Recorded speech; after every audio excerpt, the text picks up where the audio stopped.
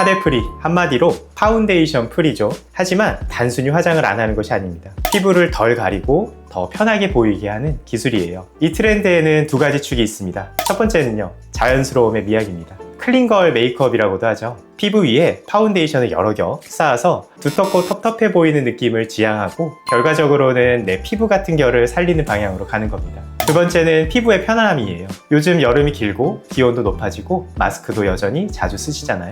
답답하고 마스크에 묻어나는 베이스가 싫고 겨울에는 또 파운데이션이 건조하게 갈라지기도 하니까요. 즉 예쁜 것보다 편한 피부를 원하는 흐름이 생긴 겁니다. 전문가 입장에서 보면 파데프리는 분명 장점이 있습니다. 피부가 숨 쉴 시간도 주고 모공 막힘이나 트러블도 줄고 피부 본연의 결이 살아나기도 합니다. 실제로 피부는 피지성과 땀샘의 분비 조절, 각질층의 수분 유지 기능을 통해서 스스로 균형을 맞추는 향상성을 가지고 있습니다. 그런데 두꺼운 화장이나 장시간의 밀폐 상태는 이런 기능을 방해해서 장벽 회복 능력을 떨어뜨릴 수 있어요. 그래서 화장을 줄이는 시도 자체는 좋은 방향이라고 할 수 있습니다. 그런데 한계도 분명합니다. 결점이 없는 피부가 전제되어야 예쁘게 보일 수밖에 없습니다. 잡티나 색소, 모공, 유분이 많으면 파운데이션을 생략했을 때 오히려 피부가 들쭉날쭉해 보일 수 있어요. 비유를 하자면 파데프리는 노력형 생얼 같은 느낌이라고 보시면 됩니다. 비비크림이랑 선크림만 섞어 바르면 자연 커버 완성. 보기에는 간단하고 좋아 보이죠? 그런데 몇 가지 짚고 넘어가야 합니다. 첫째로 선크림을 섞는 순간 차단력이 떨어질 수밖에 없습니다. 자외선 차단 성분이 희석되어서 SPF가 표기된 만큼 나오지 않을 가능성이 크거든요. 두 번째로는요, 서로 다른 제형이나 성분이 섞이면 안정성이 깨질 수 있습니다. 피부가 예민한 분들은 오히려 자극이나 트러블이 생길 수도 있고요. 이런 자극들로 인해서 색소, 붉은기, 모공이 두드러진 상태라면 아무리 좋은 조합을 써도 커버가 안 될 겁니다. 그래서 중요한 건 뭘 섞느냐가 아니라 어떻게 쌓는가입니다.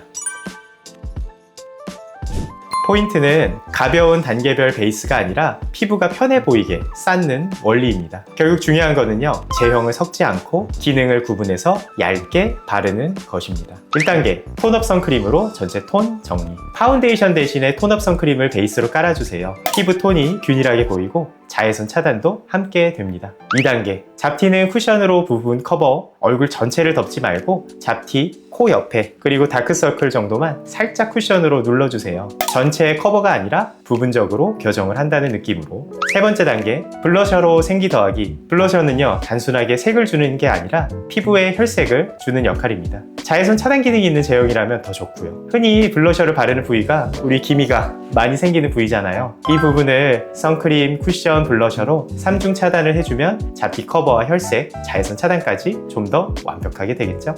4단계, 립밤과 눈썹으로 마무리. 입술은 혈색을 주는 보습 립밤이나 촉촉한 제형의 립 제품 아무거나 쓰시고 눈썹도 가볍게 그리세요. 무언가 한 것 같지 않은데 정돈되어 보이는 얼굴이 됩니다. 제품 추천 하나 드릴게요. 바로 이 제품인데요. 알리라는 회사에서 나온 제품이고 사실 우리나라에서 산 건 아니에요. 제가 일본 여행 갔을 때 산 거였는데 블러셔인데 자외선 차단 기능까지 같이 있습니다. 그래서 숫자 보이시겠지만 50 게다가 쿼드러플 플러스, 그래서 자외선 차단 기능이 정말 높은 제품이라서 여성분들 중에서 기미로 고민이신 분들 단순하게 블러셔만 바르신 게 아니라 자외선 차단 기능까지 같이 있는 제품들 찾으셔가지고 바르시면 좋을 것 같습니다. 여기서 주의할 점 있습니다. 제품 성분 꼭 확인하세요. 논코메도제닉 표시가 있거나 유분이 과하지 않은지 체크하시고 피부에 부담 없는 제형을 골라주세요. 톤업, 선크림이라고 해서 다 가볍지는 않습니다. 자외선 차단은 무조건 단독으로 사용. 다른 제품과 섞으면 기능이 떨어질 수 있습니다. 기초 마지막 단계에서 충분한 양을 단독으로 발라주세요. 마지막으로 전체 커버보다는 부분 커버. 잡티나 붉은 부위만 컨실러로 가볍게 정리해도 충분합니다. 오히려 그게 훨씬 자연스럽고 깨끗해 보여요. 그럼 어떻게 해야 파데프리가 어울릴까요? 그리고 어떤 피부가 유리할까요? 파데프리의 핵심은 균일한 피부결입니다. 피부 톤의 차이, 색소 침착, 모공, 피지 불균형 이런 것들이 심하면 아무리 얇게 발라도 들뜬 느낌이 날 수밖에 없어요. 그래서 파데프리의 유리한 피부는 결이 매끄럽고 피지와 수분 밸런스가 잘 잡혀있고 색소 침착도 적은 피부입니다. 그러니까 홈케어랑 시술을 통해서 피부 바탕부터 차근차근 만들어 나가면 참 좋겠죠. 평소 보습을 꼼꼼하게 해주시고 필요하다면 스킨보톡스나 리쥬란 힐러, 아쿠아필링 같은 시술로 피부결을 매끈하게 해주신다면 커버를 많이 하지 않아도 피부결이 정돈되어 보일 겁니다. 그리고 꾸준한 토닝 시술로 잡티를 줄이고 피부톤도 균일하게 해주시면 좋겠죠.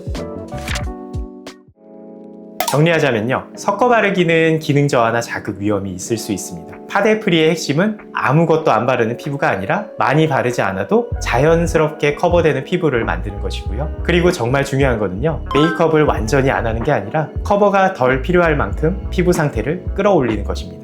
두꺼운 화장 대신에 단계를 단순하게 줄이고 피부가 스스로 회복할 수 있는 여유를 주세요. 그렇게 관리가 쌓이면 가볍게 표현해도 괜찮은 피부가 만들어집니다. 오늘 영상이 도움이 되셨다면 구독과 좋아요 부탁드리고요. 다음 영상에서 뵙겠습니다. 감사합니다.